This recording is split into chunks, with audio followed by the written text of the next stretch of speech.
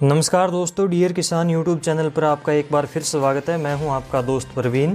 किसान भाइयों, जल्द ही सोलर ट्यूबवेल कनेक्शन के लिए फॉर्म अप्लाई होने वाले हैं। ये साइट एक बार फिर से ओपन होने वाली है और ये जो योजना है पहले आओ पहले पाओ के आधार पर होती है, यानी कि जो किसान पहले आवेदन करते हैं उनको ही कनेक्शन पहले मिलता है और जो टारगेट पूरा हो जाता है, यानी कि जितने किसानों को कनेक्शन देना होता है वो पूरे हो जाते हैं, उसके बाद में ये साइट बंद हो जाती है, चाहे वो एक दिन में हो या फिर 2 दिन में। तो इस बात का आपको ध्यान रखना चाहिए और जितना जल्दी हो सके आपको इसके लिए आवेदन करना चाहिए।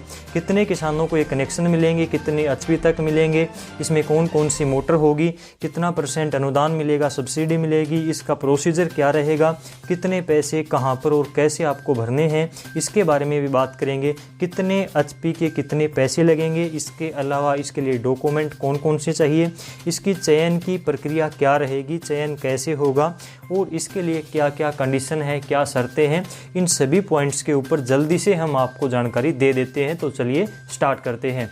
सबसे पहली बात की साइट ओपन कब होगी। एक बार पहले साइट ओपन हुई थी एक दिन के लिए, बाद में बंद हो गई थी, उसके बारे में भी हमने आपको बताया था। उसके नीचे लगातार कमेंट आए थे कि साइट ओपन कब होगी। तो 27 दिसंबर को एक बार फिर से ये साइट ओपन होगी। कुल मिलाकर 8600 किसानों को यहाँ पर सोलर कनेक्शन दिए जाने की बात है। तो जब ये टारगेट पूरा हो जाएगा तो ये साइट अपने आप बंद हो जाएगी। तो जल्दी से जल्दी आप इसके लिए आवेदन करें। 75% सब्सिडी किसानों को दी जाएगी इस सोलर पैनल के ऊपर। और इसके बाद में बात आती है आप इसके लिए आवेदन कहाँ से करें। तो किसी भी CSC सेंटर या फिर सरल केंद्र से आप इसके लिए अप्लाई कर सकते हैं, या फिर कोई कंप्यूटर शॉप जहाँ पर ऑनलाइन आप आवेदन कर सकते हैं। फॉर्म भरने के बाद में आपको क्या करना है, जब आप इसके लिए आवेदन करते हैं, फॉर्म भरते हैं, तो वहाँ से आपको एक चालान मिलेगा, यानी कि आपको जो पैसे भरने हैं उसका आपको एक चालान मिलेगा, जो कि आपको IDBI बैंक में जाकर जमा करवाना है। यानी कि आपको पैसे भरने हैं, वहाँ से बैंक के द्वारा आपको एक रसीद दी जाएगी। वो रसीद आपको वापस CSC सेंटर के ऊपर या फिर जहाँ से आपने फॉर्म भरा था वहाँ पर दोबारा से लाकर देनी होगी। वो रसीद भी ऑनलाइन करवानी पड़ेगी। उसके बाद में आपका आवेदन पूरा माना जाएगा। यदि आपने पैसे नहीं भरे तो आपका आवेदन पूरा नहीं माना जाएगा। और ऐसे जो किसान पहले हैं जिन्होंने पैसे नहीं भरे थे, तो वो अब दोबारा से अप्लाई कर सकते हैं, उनको कनेक्शन नहीं मिलेगा, दोबारा से उनको अप्लाई करना पड़ेगा। या फिर ऐसी भी कुछ खबरें हैं कि आप डेबिट कार्ड के द्वारा भी अपना जो है भुगतान कर सकते हैं, अपने हिस्से के पैसे भर सकते हैं सब्सिडी के पैसे काटने के बाद में। और डेबिट कार्ड, यहाँ पर कुछ कन्फ्यूजन है, जो ATM कार्ड होता है जिसको आप नॉर्मली ATM कार्ड बोलते हैं, तो शायद आप इससे भी भुगतान कर सकते हैं, लेकिन ये कन्फर्म नहीं है। ये भी न्यूज़पेपर में दिया हुआ था दोस्तों। इसके अलावा यदि बात करें कि पैसे कितने भरने हैं, तो सब्सिडी काटकर, यानी कि 75% की जो सब्सिडी मिलेगी, उसके बाद में 25% पैसे जो राशि किसान को भरनी है, तो आपको केवल अपने हिस्से के 25% पैसे ही यहाँ पर भरने हैं।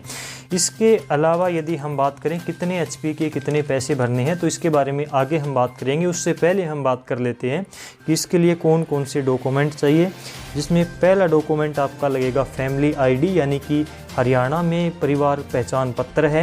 ये राशन कार्ड की तर्ज पर एक ID है पूरे परिवार की। और इसके साथ में आपका मोबाइल नंबर जो फैमिली ID से लिंक है, वही मोबाइल नंबर आपको देना है। इसके साथ साथ बैंक अकाउंट जो कि आपकी फैमिली ID से लिंक होना चाहिए। तो ये 2 डॉक्यूमेंट तो हुए। इससे जो अगला मेन डॉक्यूमेंट है, कृषि भूमि की जमाबंदी या फर्द, और जहाँ पर सोलर पैनल लगेगा उस खेत का, उस ज़मीन का नक्शा आपको बनवा कर देना होगा। तो ये डॉक्यूमेंट आपके लगने वाले हैं। और फैमिली ID केवल हरियाणा के किसानों की ही है, हरियाणा के परिवारों की ही है। तो ये योजना केवल हरियाणा के किसानों के लिए ही है, इस बात का आप ध्यान रखें। इसके लिए कंडीशन एक तो ये हो गई। दूसरी कंडीशन कि एक किसान केवल एक आवेदन कर सकता है। तीसरी कंडीशन ये है, मेन कंडीशन, कि सूक्ष्म सिंचाई का शपथ पत्र आपको देना होगा कि आपके खेत में सूक्ष्म सिंचाई परियोजना से आप सिंचाई करते हैं, जिसमें ड्रिप इरिगेशन है, फव्वारा सिस्टम है। तो ऐसे आप यदि सिंचाई करते हैं तो इसके बारे में आपको शपथ पत्र देना होगा सिग्नेचर करके फॉर्म भरते टाइम पर। अब बात आती है कि कितने HP के लिए कितने पैसे किसान की तरफ से भरने पड़ेंगे। इसके बारे में यहाँ पर अलग अलग प्रकार से डिटेल दी गई है एक साथ में, तो आप यहाँ पर देख सकते हैं। यदि हम एक एक के बारे में बात करें तो ये वीडियो काफ़ी लंबी चली जाएगी। और आपको ये जो है क्लियर यहाँ पर स्क्रीन के ऊपर दिख रहा होगा कि 3 HP से लेकर 10 HP तक की कनेक्शन के लिए कितने पैसे किसान को भरने होंगे। और इसमें भी 2 प्रकार से यहाँ पर राशि दी गई है। एक तो नॉर्मल कंट्रोलर के साथ आपको यदि मोटर लेनी है, आपको कनेक्शन लेना है, तो जो स्टार्टिंग में राशि दी गई है आपको ये भरनी है। और यदि आपको यूनिवर्सल कंट्रोलर के साथ में ये पैनल लगवाना है तो इसके लिए आपको ज़्यादा पैसे चुकाने पड़ेंगे, तो लास्ट में ये राशि यहाँ पर दी गई है। तो इस प्रकार से ये 2 प्रकार से राशि दी गई है, जो कि आप अपनी मोटर की HP के हिसाब से यहाँ पर देख सकते हैं, जिसमें 3 HP से लेकर 10 HP तक की मोटरें हैं, जो कि स्टार्टिंग में यहाँ पर मोनोब्लॉक दी गई हैं, जो कि DC में होंगी।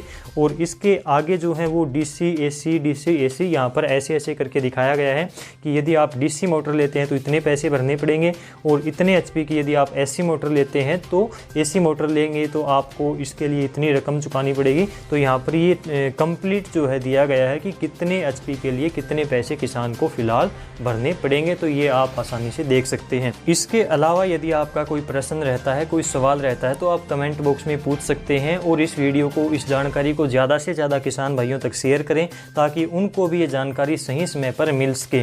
आज की इस वीडियो में बस इतना ही। यदि आप चैनल पर नए हैं तो डियर किसान यूट्यूब चैनल को सब्सक्राइब करें, ताकि अगली इसी प्रकार की जानकारी आपको खेती किसानी से संबंधित सही समय पर मिल सके। इस वीडियो में बस इतना ही। नमस्कार, जय हिंद।